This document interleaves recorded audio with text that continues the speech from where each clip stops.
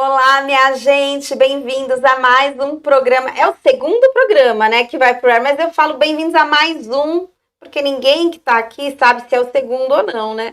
Mas bem-vindos a mais um programa hashtag Família é Tudo. Na verdade, realmente o segundo desse ano. É um programa para ser assim, informal, gostoso, um bate-papo para levar para vocês inspiração através de histórias e conhecimento.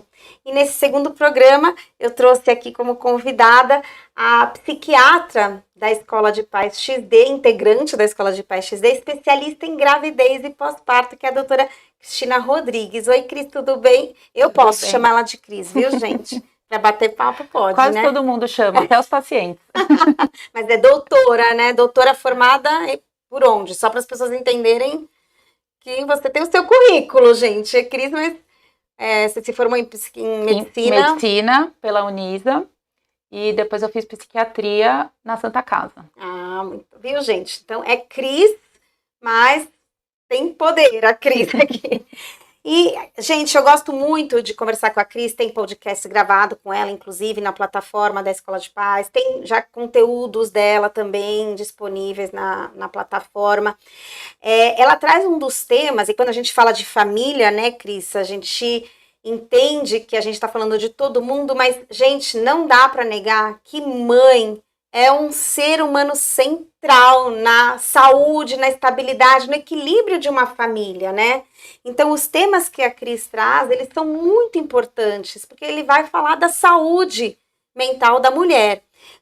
Você é especialista em perinatal, em gravidez, pós-parto, mas fala muito sobre esse tema. Até mesmo, Cris, eu conheço a história dela, mas vocês não. Você já passou por situações assim, em que você precisou de ajuda, em que você se sentiu mais vulnerável. Então, eu queria que você compartilhasse, assim, nesse começo, um pouquinho da sua história, da sua experiência, que você vivenciou como mãe, como mulher, né? Pode falar da sua filha, enfim. Que dor você já sentiu na sua própria pele? Nossa, é até difícil escolher por onde começar, assim, né? Porque eu sempre falo que a maternidade, ela mudou muito, tanto a minha vida pessoal quanto a minha vida profissional. Eu já era psiquiatra antes da minha filha nascer, ela vai fazer 6 anos daqui a alguns dias, né? Daqui a uns 10 dias. E depois que ela nasceu, por eu ter passado por toda essa questão do puerpério, e por ter sido uma coisa que nunca ninguém tinha me falado antes, durante o pré-natal, durante a gestação, eu comecei a enxergar, por causa da minha experiência, né, a saúde mental materna de uma maneira diferente. E entender que isso precisa ser conversado, né, essa questão das mudanças que a gente passa durante a gravidez, até às vezes antes, né, na tentativa de engravidar, e depois que a criança nasce. E é legal, né, o tema ser família, porque eu sempre falo, quando eu vou conversar com as pacientes, ou quando eu vou dar algum curso, alguma coisa assim, que o adoecimento da mãe, principalmente no pós-parto, adoece a família inteira. Você tem uma paciente que você cuida, mas as consequências e a melhora vai influenciar em todo mundo da família, né? É muito difícil você ter uma criança saudável, um relacionamento saudável, quando uma mãe, uma recém-mãe está doente, né? Então isso é muito importante para que a família prospere, né, nesse período. Um pouquinho da minha história na verdade, eu já trabalhava há muitos anos no SUS, né, numa equipe multidisciplinar do SUS, e aí quando a Júlia nasceu, eu peguei a minha licença maternidade, com os dias de férias, com a amamentação, então deu 5 meses e meio, né, e nesses 5 meses e meio eu fiquei muito sozinha, né, meu ex-marido, eu não sou mais casada, meu ex-marido... Mas na época você estava casada? Na época eu estava casada, sim. né, mas ele teve aqueles 5 dias lá de licença paternidade, e aí foi trabalhar de volta e me deixou lá. E eu não tenho família em meus pais não são de São Paulo, a minha irmã na época, os filhos dela ainda eram um pouco mais novos, então, né, não deu para ficar tão próximo assim. Eu também admito que eu não pedi ajuda, né, eu demorei muito para entender que eu precisava pedir ajuda, a importância que tem a rede de apoio. Olha, vamos falar disso. E essa solidão, né, ficar voltadas 24 horas para somente a maternidade, né, eu não era mais médica, não era mais esposa, não era mais amiga, eu era mãe da Júlia 24 horas por dia e sozinha, sem ninguém para dividir comigo. E como eu nunca tinha ouvido falar muito dessa questão da saúde mental perinatal, eu acreditava... Mesmo sendo psiquiatra. Mesmo sendo psiquiatra. É uma coisa mais louca do Não existia para mim essa divisão até eu procurar saber, É né? uma coisa louca. E eu fico pensando, só uma parte, quando você fala isso, né? Eu já passei também por várias coisas, vou até compartilhar com vocês depois, tendo muito conhecimento e assim, trabalhando nessa área. E eu fico pensando, gente, imagina quem não tem nenhuma ferramenta e nenhum conhecimento, pode entrar num buraco. Foi exatamente esse o clique que eu tive porque realmente me interessa, né? É uma parte que eu aprendi a gostar muito, mas esse clique de se eu que sou psiquiatra, tô passando por isso e demorei tanto para me dar conta, imagina as outras mulheres, porque eu sou médica, eu ouço falar das coisas. É muito né? louco isso. Mas eu acreditava naquela história de que isso é normal, isso vai passar, são os hormônios, é assim mesmo. Toda aqueles mitos, né, que a gente recebe na maternidade. Comuns, né? Aquelas respostas prontas. Porque a minha gravidez, apesar de também ter sido difícil, porque hoje, olhando para trás, eu vejo que eu já comecei a adoecer na gravidez e ninguém percebeu, nem eu, né? Mas eu tive uma gravidez de muita ansiedade, eu tinha perdido um bebê antes de engravidar da minha filha, então eu tinha muito medo, eu tinha pensamentos, assim, uns medos até meio irracionais, mas eu achava que era isso, era o medo, porque eu já passei por uma perda, então vamos lá. Mas depois que ela nasceu, assim, é engraçado, porque a sensação que eu tenho, tentando lembrar do meu puerpério, é uma coisa meio...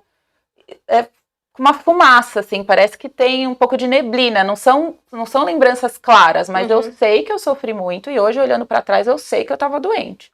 Mas eu só fui realmente me dar conta e pedir ajuda quando acabou a minha licença maternidade e eu voltei a trabalhar, né? Então, assim, a sensação que eu tenho é que eu me desconectei daquela mãe, que eu estava sendo 100% do tempo, e eu voltei a enxergar o reflexo de outras partes de mim, né? Eu voltei a ser a profissional, eu voltei a ser uma pessoa com desejos e vontades, porque eu não estava fisicamente lá colada com a minha filha. Então, essa parte apareceu. E isso, e aí a noção de que eu tinha adoecido veio assim como um tsunami, né? Não deu nem 10 dias que eu tinha voltado para a licença maternidade, eu tive uma crise de pânico, que eu achei que eu não ia conseguir nem dirigir, eu estava voltando para casa, e aí eu peguei o telefone, liguei para minha irmã e falei, que ela é médica também, minha irmã mais velha. Nossa, que arrepiada. Liguei para ela, falei assim, pelo amor de Deus, tem alguma coisa muito errada acontecendo comigo, eu acho que eu tô enlouquecendo, minha cabeça parece que tá rachando, sabe, coisas que a gente tem termos técnicos para isso chama desrealização, né, é um sintoma que tem na ansiedade, na crise de pânico, e eu vivenciei isso de uma maneira, assim, muito intensa. Aí ela foi me encontrar na minha casa e conversou com uma outra amiga dela, psiquiatra, e já fui direto para consulta. Eu falei, não, aí eu já cheguei lá falando, não, eu sei que tá... Fiquei 1h30 lá com ela, primeira consulta de psiquiatria, não sei se quem já geralmente demora aí, tipo, mais de 1 hora, né, conversando para conhecer. E aí já comecei a fazer o tratamento, e de verdade o tratamento mudou a minha vida e a minha maternagem, assim, radicalmente. Né? Em poucas semanas eu já estava... Semanas. Eu já estava muito melhor, eu era outra pessoa. Olha que coisa. E aí, assim, não é que foi, né, uma mágica. Eu voltei a fazer terapia, que eu tinha parado a terapia quando ela nasceu. E entra nessa conta também o fato de você ter muito mais abertura, porque você trabalha com isso. Então, o seu recebimento daquele tratamento... Já tinha tido experiência anterior com terapia, já fazia terapia, fiz terapia na gravidez, né, eu já tenho contato, eu trabalhei muitos anos em equipe multidisciplinar, então eu trabalhava com terapeuta ocupacional, psicóloga, fono, várias pessoas que mexem, né, na área de saúde mental. Então, e por sorte o medicamento fez efeito rápido, porque não é com todo mundo que isso acontece, né? Mas foi um processo, né? Vieram outros percalços e outros desafios durante a maternidade e vem até hoje. E vão continuar. Eu sou mãe de 4, minha filha mais velha aí já casada. Nossa. Né? Vai fazer 22 anos e continua vindo. Assim, ai, que delícia. Isso era uma coisa que eu sempre falava, que eu queria ter 3, 4 filhos. Eu vou te falar, todo mundo fica, eu tenho 4 filhos, né? Eu falo assim, gente, o quarto já se cria sozinho, tipo, Imagino. é muito mais difícil ter uma filha. Eu sofri muito mais tendo uma filha do que tendo 4. E eu acho que até depois, por exemplo, essas férias, né, que estão acabando agora, a gente tá no final das férias, a Júlia tá com o pai essa semana. É porque é gravado o programa, viu, gente, que é final das férias. Janeiro. A gente... mas ela passou o Réveillon comigo e a gente ficou em São Paulo, eu optei por não viajar. Nossa, Estela, se arrependimento matasse, porque assim, a menina ficou enlouquecida porque não tinha ninguém pra brincar. E aí vem de novo aquela culpa que a gente sente, né? De culpar, eu não consigo brincar com a minha filha, eu não consigo divertir a minha filha, eu não consigo dar o que ela quer. Então, assim, isso é uma coisa que você tem coisas que são normais, que você tem que aprender a lidar, mas tem coisas que são sintomáticas, que você tem que aprender a pedir ajuda. Eu quero compartilhar com vocês, aproveitando, assim, também a minha experiência, né? Porque eu fui ser mãe, a minha primeira filha nasceu, eu tinha 29 anos, eu não morava no Brasil, eu era correspondente em Jerusalém pelo SBT. E eu casei lá, né? Inclusive meu ex-marido, eu também tenho um ex-marido. E quando assim, eu nunca tive o sonho de ser mãe. Não foi uma coisa que acompanhou a minha vida, sabe? Tipo, ok, eu sabia que eu queria ter uma família, mas não era aquela coisa da maternidade, né? E assim, eu nunca me preocupei com esse tema, nunca pensei nesse tema. Eu via filmes e via propagandas da Johnson's, nada... mas, tipo, mostra aqueles bebês lindos, já sentadinhos, fofos. E eu nunca imaginei que existia um período em que a criança berrava, que ela não dormia à noite. Eu nunca conversei com mães para saber.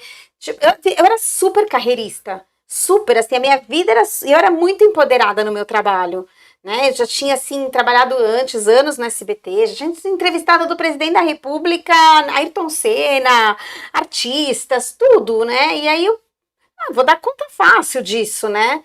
E quando a minha filha nasceu, a minha mãe estava lá no momento que ela nasceu, mas ficou 2 semanas e foi embora. E eu também não tinha ninguém lá. Tinha meu ex-marido comigo e tudo mais. Mas assim, eu olhava para minha filha e, gente, eu me sentia assim, totalmente perdida, sabe? Boba, panaca, uma tonta. E hoje não, né? Já há um tempo, mas tipo, depois de muitos anos foi que eu entendi que eu passei sim por um baby blues depois que ela nasceu. Eu não cheguei a entrar numa depressão, mas tipo, eu fiquei um mês sem me olhar no espelho, pôr uma roupa, tirar o pijama, entendeu? Uma mulher que era super ativa, super... E às vezes, para quem é independente, assim, é até mais difícil, né? Porque a gente tá tão acostumada, né? A gente tá criando nesse movimento aí ainda de grito de independência. E aí a gente, como mulher, a gente tem que se provar muito mais, né, na carreira, em outras coisas. E aí, de repente, você se vê numa situação que você não sabe nada de nada. E as pessoas colocam peso em você que você nasceu para aquilo. Exato. Porque o instinto materno, porque... Não, e até tem, né? A gente tá falando aqui de casos e casos. Tem aquela mãe... Mas aí você tem aquela sensação de, nossa, eu não faço ideia como que eu tô fazendo. Mas eu também não vou admitir, porque... Afinal, eu nasci para ser, eu sou mulher, eu nasci para isso, então... Você sabe uma coisa, você vai achar, eu acho assim engraçado, né? Às vezes eu vejo aquele pessoal artista, né? Hoje o Instagram, então, ilude mais ainda as pessoas, né? Uma coisa de louco. Mas eu dava à luz, eu dei 4 partos normais, né? Eu dava à luz, gente, eu não queria ninguém entrando no meu quarto. Assim, eu parecia um ser destruído, E às vezes eu olho esse povo na maternidade, dando à luz, tirando foto com a roupinha do bebê, todo mundo combinando, a mãe já toda maquiada. Eu falava, gente, eu preciso de muleta pra ir no banheiro, eu juro, assim, como que acontece? Qual é o problema comigo? Que problema que sou eu, que eu não quero receber visita, não quero ver a cara de ninguém, tô horrorosa, não tenho vontade de me arrumar. Os 4 planos, né? E tudo bem. Depois eu falei assim, tudo bem, né? Eu não sou... Hoje, no mundo das influencers, quando elas ganham bebê, só que a gente não durante sabe... o parto já estão maquiadas, né? Gente, não me filma nem um mês, só depois de um mês eu tiro foto, sabe? Então, eu acho que é muito importante a gente falar isso de uma forma humana, aberta, né? E principalmente a gente que trabalha com isso e que as pessoas acham que existe uma blindagem, né? Não existe essa blindagem, somos todos super vulneráveis.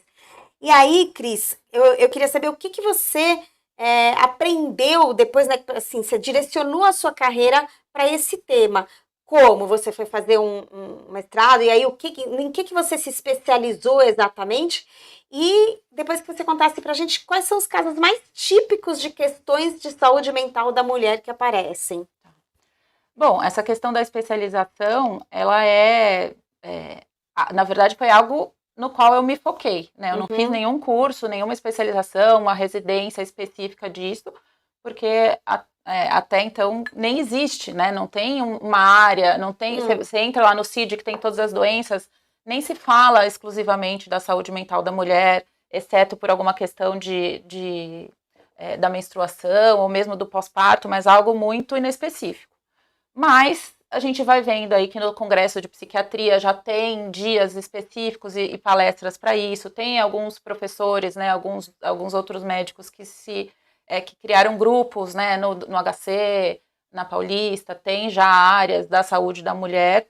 E aí a minha questão, eu comecei a trabalhar numa clínica, que é uma clínica de saúde da mulher, né, a ideia é que lá existam todos os especialistas que aquela paciente vai precisar, desde que começa a menstruar até o climatério, a menopausa.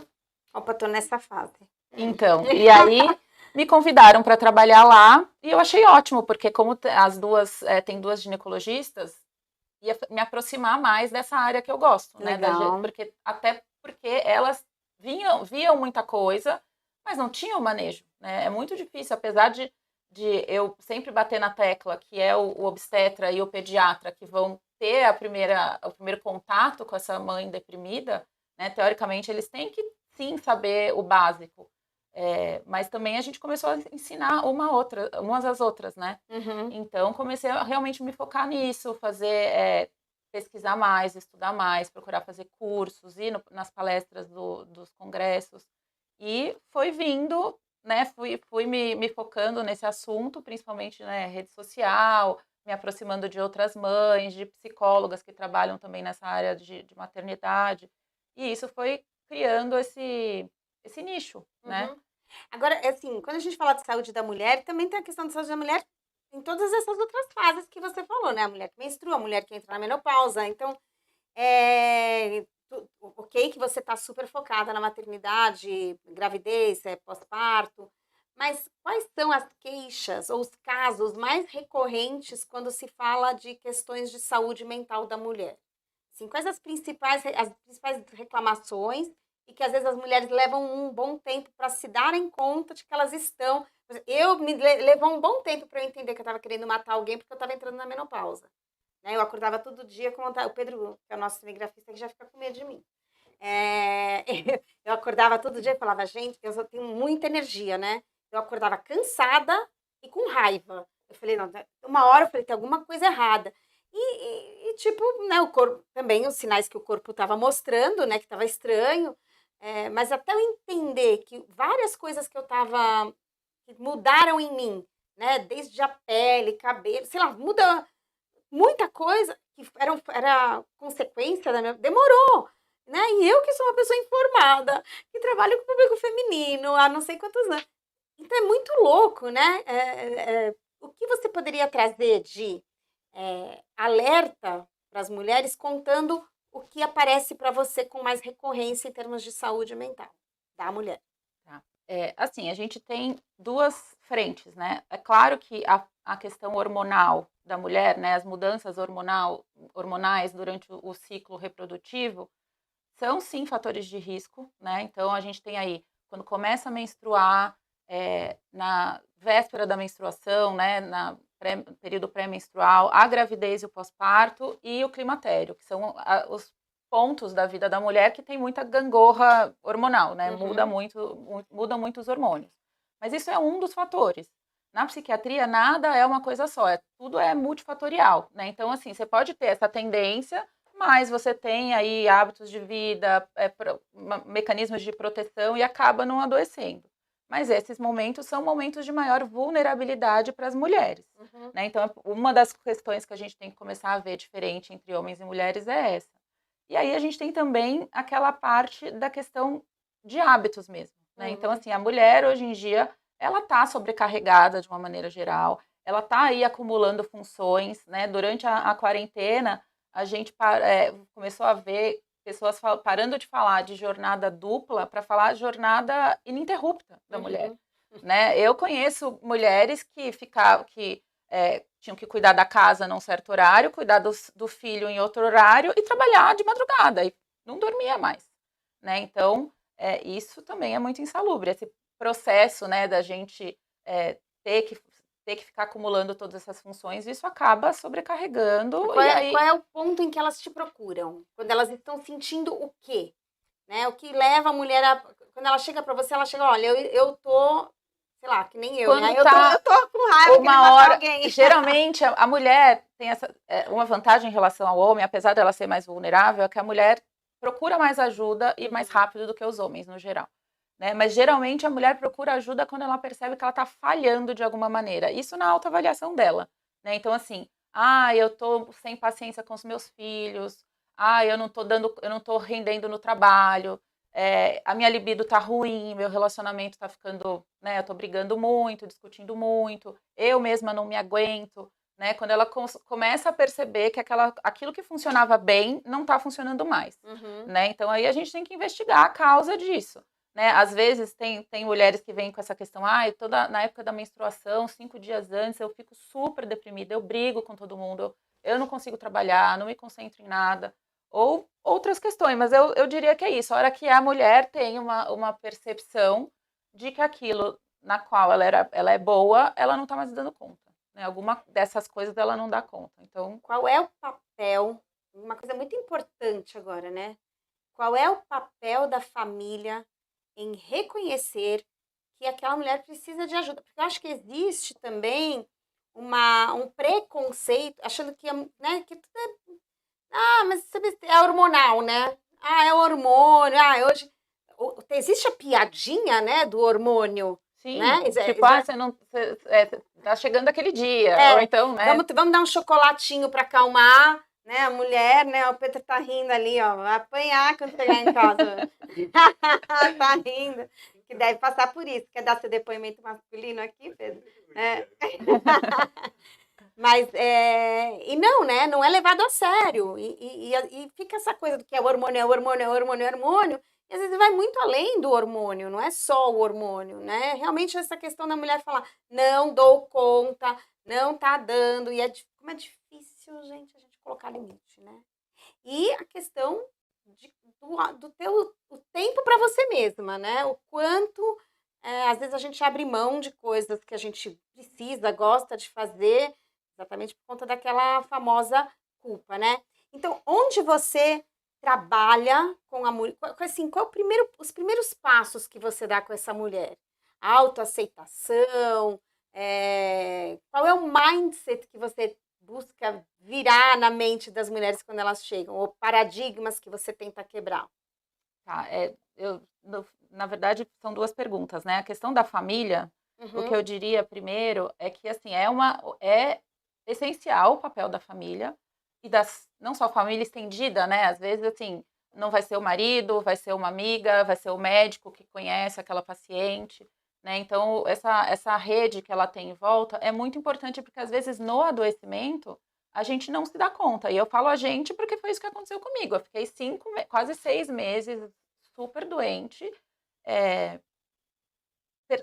tendo a sensação de que tinha alguma coisa errada, tem alguma coisa errada, isso não é para ser assim, mas o entorno, né, ainda existia aquela coisa de, é assim mesmo, nossa, pós-parto é difícil mesmo, vai passar, tal, e aí você fica inibida em realmente bater o martelo e falar, não, eu vou procurar ajuda porque isso aqui está errado. Né? Então é importante que as pessoas tenham a sensibilidade de perceber que não é normal sofrer a maior parte do tempo. Né?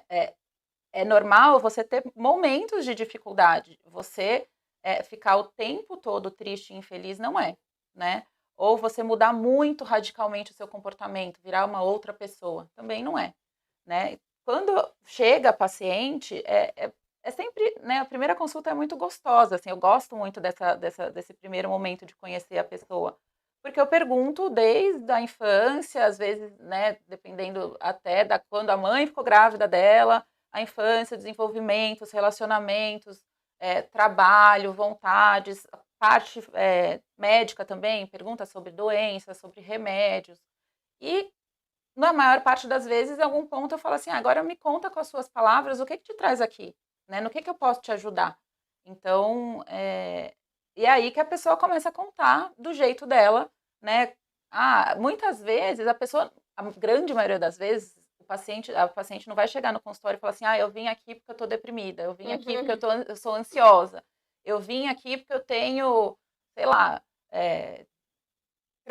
algum transtorno que ela leu no Google, né? Às vezes ela até lê, eu li no Google, eu acho que é isso aqui. Mas ela começa a contar, e aí o que ela não sabe é que quando ela está me contando uma história, eu estou criando uma história médica dentro da minha cabeça para tentar chegar nesse diagnóstico, porque na psiquiatria a gente não tem um exame de sangue, um exame de imagem que vai mostrar, olha, tipo, esse número aqui é depressão, esse é ansiedade, aqui tá vendo no seu cérebro, tá aqui. É uma coisa clínica, né? Então, fazendo essa avaliação da história da paciente, contando tudo que ela está perdendo, tudo que ela está no prejuízo, tudo que está influenciando na vida dela, a gente vai chegando aos poucos ao diagnóstico. E eu tento também traduzir, né, para ela. Então, assim, eu não vou perguntar, você é muito ansiosa? Eu vou perguntar, você se preocupa muito, você tem dificuldade para pegar no sono, você é muito agitada, Nossa, você... gente, calma que E também eu não vou perguntar, você tá deprimida? Porque as pessoas às vezes acham que a depressão é só tristeza, mas depressão é muito mais do que tristeza, né? Então eu pergunto sobre a questão de concentração. O que é o muito mais do que... O que é além da tristeza, a depressão? Mudança de humor, de ficar irritado. Muitas vezes irritabilidade é depressão, desânimo, falta de energia vital para fazer as coisas, excesso de sono ou falta de sono, excesso de apetite ou falta de apetite, coisas assim, que às vezes pode passar despercebida, né? Eu não consigo mais me concentrar, eu passo muito mais tempo no celular, eu não tenho vontade de encontrar ninguém, eu quero ficar dentro do meu quarto, eu perdi prazer em coisas que eu gostava. Cris, quando é que isso pode ser considerado uma fase na vida da pessoa? Eu acho que principalmente depois de uma pandemia, né, ou durante, eu não consigo nem falar assim, estamos no pós ou que estamos na pandemia, já não sei, eu estou na crise da definição do momento que a gente está, né? Mas assim, a gente fala, não, é uma fase, vai passar, eu estou numa fase que eu não estou dormindo bem. Mas quanto é um tempo que você pode chamar de fase, e quando ele deixa de ser uma fase para você falar assim, não, opa, isso aqui é uma mudança, né? Você entende o que eu estou falando? Entendo. A gente costuma avaliar duas coisas, se a gente fosse colocar, né, num quadradinho. É claro que é muito mais amplo. Mas a gente vai pensar na quantidade no número de sintomas, né? Quantos sintomas, quantas áreas da vida isso está afetando e quanto tempo isso dura. Mais de 3 semanas com sintomas na maior parte do tempo já é muito preocupante. 3 semanas? Uhum. Gente, eu tenho que marcar uma consulta com você. Mas é claro que a gente está falando de uma incapacidade mesmo, de não conseguir levantar e vir trabalhar, de não conseguir passar um batom, lavar o cabelo. Isso nunca aconteceu comigo. Eu sou o oposto disso. Ou assim, né? às vezes nem isso. Imagina, 10 dias sem conseguir dormir já é preocupante, né? Não é uma coisa pontual, não é um gatilho que tirou seu sono. Mas tem uma coisa que é muito... Eu sempre trabalhei muito focada em comportamento humano, né? Ou em leitura de perfil. E tem aquelas pessoas que são mais calmas, mais pacatas, mais devagar, mais introspectivas, e tem o perfil daquela pessoa que é mais agitada. E eu sempre, por exemplo, Estela, para mim mesma, né, que sou uma pessoa assim, plugada no 440, eu fico pensando até onde é comportamento e perfil, e até onde eu já passei desse ponto, né, já não é normal também, né, porque eu falo, nossa, eu tenho 1000 responsabilidades, eu tenho 1000 coisas, tá difícil dormir, tá difícil relaxar, mas tudo bem, é porque eu sou assim. Eu sempre falo, eu sou pilhada, sou ligada no 330, né? Então, até onde tem a questão da influência do perfil da pessoa, né? Daquela composição do comportamental dela, né? E que ela pode falar, não, tudo bem, eu sou agitada mesmo. Ou, tipo, tem aquela pessoa que é mais preguiçosa, entre aspas, né? O quanto isso é levado em consideração na hora da pessoa se tocar que tem alguma coisa errada, né? Porque eu já me toquei, né, gente? Já me toquei que aqui não adianta me enganar, que tem mesmo. Mas eu sei que pior é que eu tô dentro desse quadro. Eu tenho dificuldade pra dormir já faz uns 2 anos. Tipo, socorro pra dormir, né? E eu sei que eu preciso de ajuda e eu não vou. Olha que vergonha, a diretora da escola de peça. Mas porque é difícil mesmo, né? Você ultrapassar isso e falar assim, não, peraí, tá na hora de eu cuidar disso. É porque você vai se adaptando, né? Exato. Se adaptando ao Adorei sua sofrimento. fala. A gente se adapta. E assim, é claro que todo paciente deve ter uma avaliação individualizada, né? Como eu falei, como é tudo multifatorial, é claro que a personalidade do paciente vai contar, né? Pessoas que têm a personalidade mais ansiosa, mais agitada, têm, obviamente, uma tendência a desenvolver um transtorno de ansiedade. Mas não significa que isso vai acontecer, porque tem que ter uma combinação de coisas para que isso aconteça. Fazendo uma consulta tem que ter a tendência, tem que ter o ambiente, tem que ter o gatilho, tem que ter o momento. Então, se tudo se combina, pode adoecer. Se um fator só, não necessariamente vai causar. O que é esse transtorno de ansiedade, gente? Então, vamos lá. Primeiro a gente tem que falar uma coisa, pegar uma pequena teoria. E que mulher é muito mais ansiosa do que homem, ou não? Sim. Muito mais. Tanto de ansiedade quanto transtorno de humor, depressão, a mulher a gente tem mais diagnósticos, né? As estatísticas demonstram mais diagnósticos e tratamento em mulher. Isso pode ser em parte porque a mulher procura mais ajuda, mas também existe essa questão da vulnerabilidade feminina, né? E então, que não está ligado aos hormônios. Não, em parte sim. Em parte sim. Mas existe essa tendência a avaliar a saúde mental diferente em relação a gêneros. Existem outros transtornos que afetam mais os homens. A gente pega, por exemplo, uso de substância, os homens são muito mais afetados do que as mulheres, né? Então, a gente tem que ter esse olhar crítico, sim. Né? O que a gente chama... Por que na psiquiatria a gente fala, né, de uma maneira abrangente, doença mental, mas o nome das doenças são transtorno de ansiedade, transtorno depressivo, transtorno afetivo bipolar.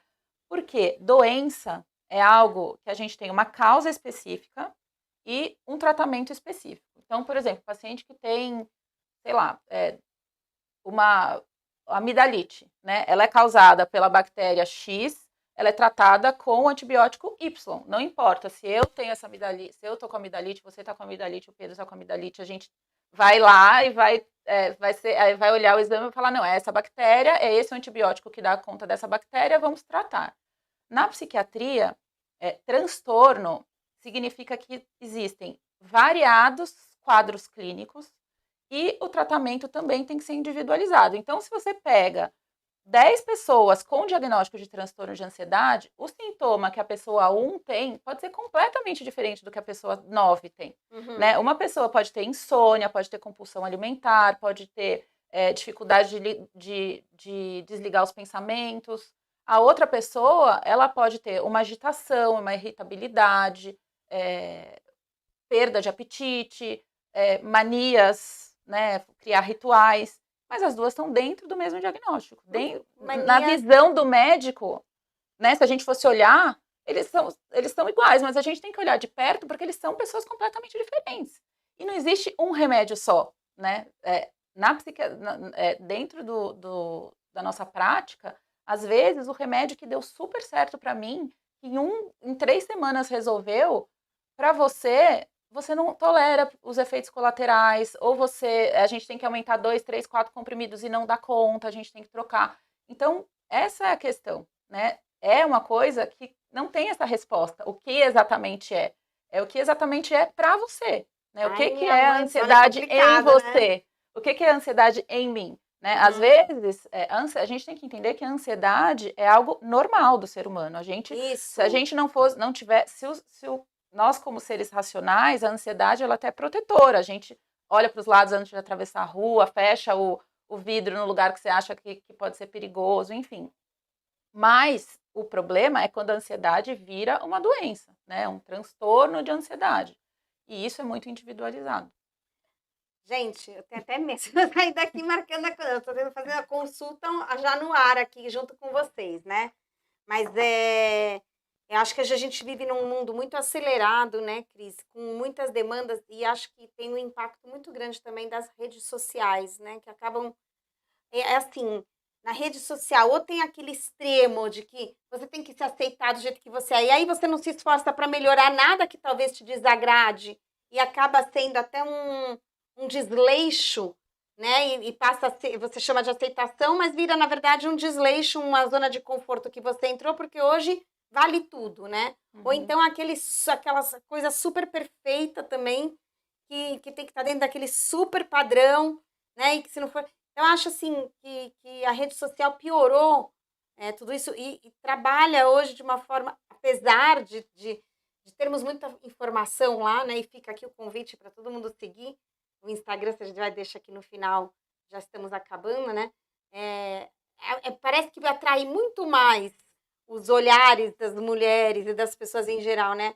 Aquilo que adoece e não aquilo que cura, né? E eu acho que a gente tem que tentar buscar hoje nas redes sociais um pouco mais de conhecimento e informação para ajudar a gente e não ficar conectado naqueles extremos, né? Que a gente vive hoje num mundo de tantos extremos, né? Que acabam confundindo muito a gente e a gente não sabe se a gente está de um lado, do outro, qual lado que a gente gostaria de estar, né? E isso vai confundindo ainda mais e as pessoas vão demorando ainda mais tempo para entenderem que elas precisam de ajuda e que elas merecem essa ajuda, não é só precisam, né?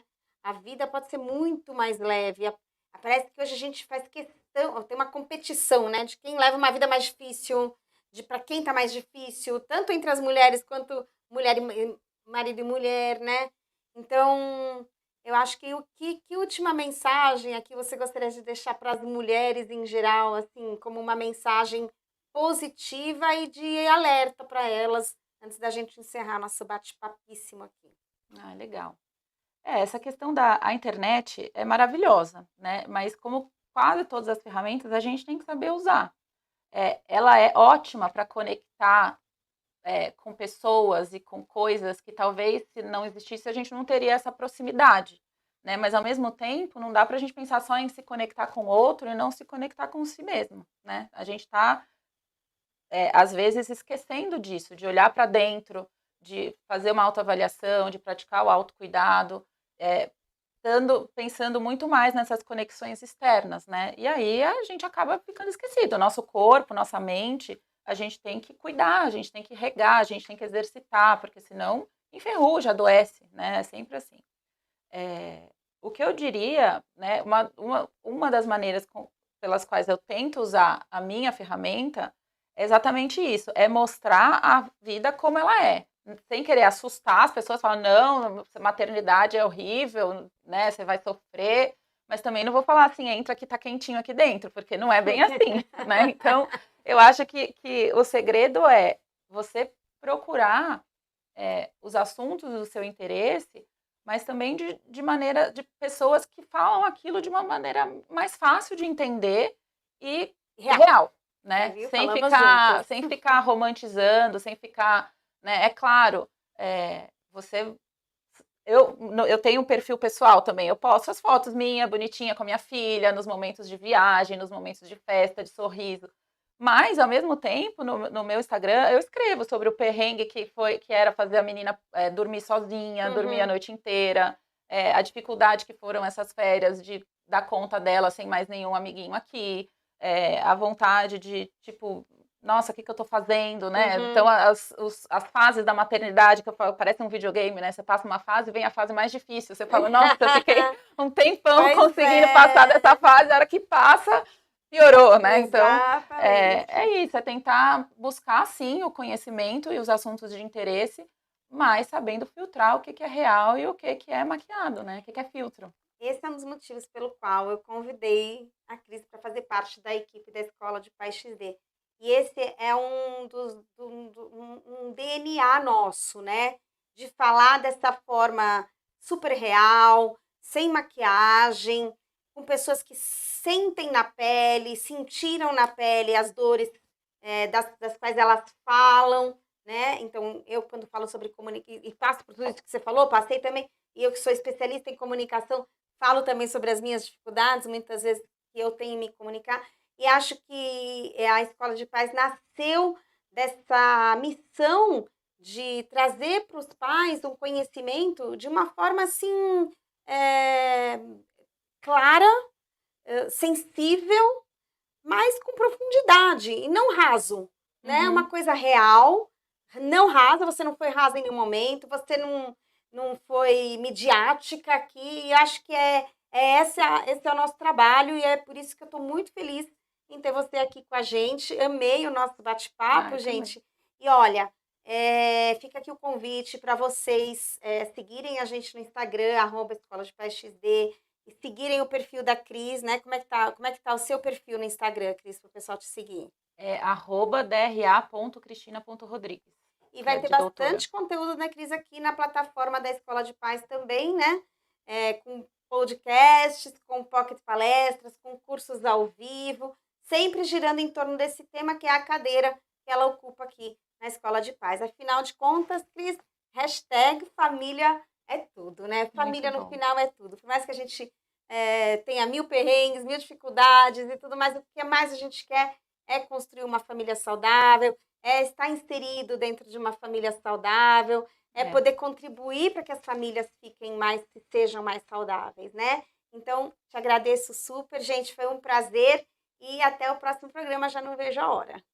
Eu que agradeço por mais esse convite de bater papo com você. Nossas conversas sempre são divertidas, né? Passa o tempo rapidinho. Demais. E é isso. Me sigam lá para a gente conversar. Se quiser mandar dúvida, conhecer, bater papo, eu vou responder. Vai ser um prazer. Obrigada. Até a próxima, gente.